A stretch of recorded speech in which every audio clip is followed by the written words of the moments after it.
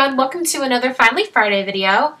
I'm going to be cutting a circle card this week, so I'm going to be using an SVG file that's available at 2peasindabucket.com, and I'm using the SureCuts-A-Lot software so that I can cut it on my Pervacraft Cricut cutting machine.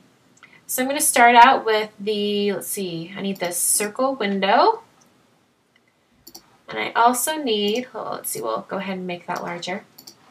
I also need another file, which is going to be the frame that goes over top. Okay, and what I have planned for this is I have a Huart stamp that's a circle, and the stamp happens to be 3 3/8 wide. So I want to make sure that the stamp fits inside this inside circle. So I'm going to just drag this over here to the side and put the edge of the inside of the frame right at this 0 mark. It could be 0 up here. And I'm going to make sure that it's about 3 3/8, so it needs to be a little bigger. And that looks like it's probably about right. Okay, so using that as a guide, I'm going to resize the card so that it fits. Okay. The card will go together like that. It should be perfect. Alright. So I'll put this up here on the cutting mat, and I'll also put this one down here. And then I'll hit cut and cut both at the same time.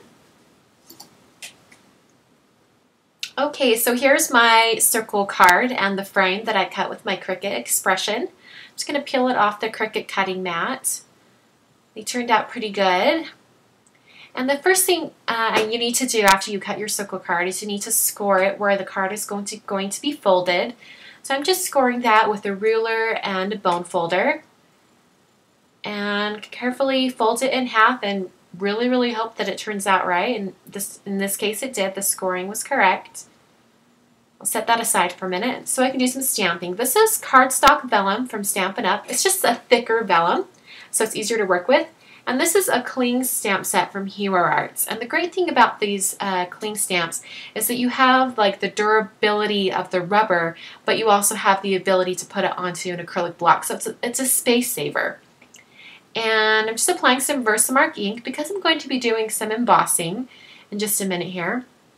I'm just going to stamp onto the vellum. And I'm going to be doing embossing with American Crafts white embossing powder. This is their opaque embossing powder.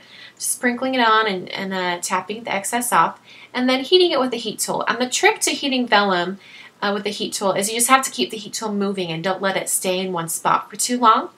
And then kind of roll it after you're done, so while it's cooling it doesn't warp too much. That'll prevent really horrible warping, but it will warp just a tiny bit.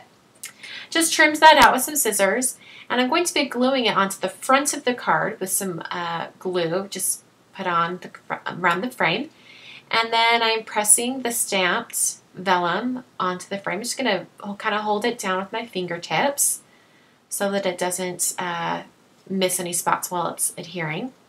And then I just wrote Happy Holidays with a white gel pen.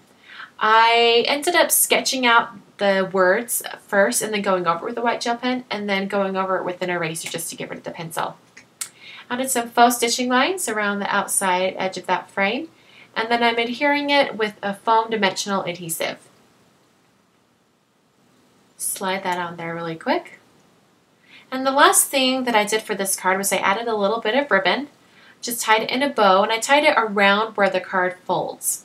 I ended up putting a small mini glue dot underneath the bow, but other than that, it was tight enough and I didn't have to tighten it anymore. So there's the card. You can kind of see my fingertips through the vellum. And thanks for watching. I hope you enjoyed, and I'll see you next week.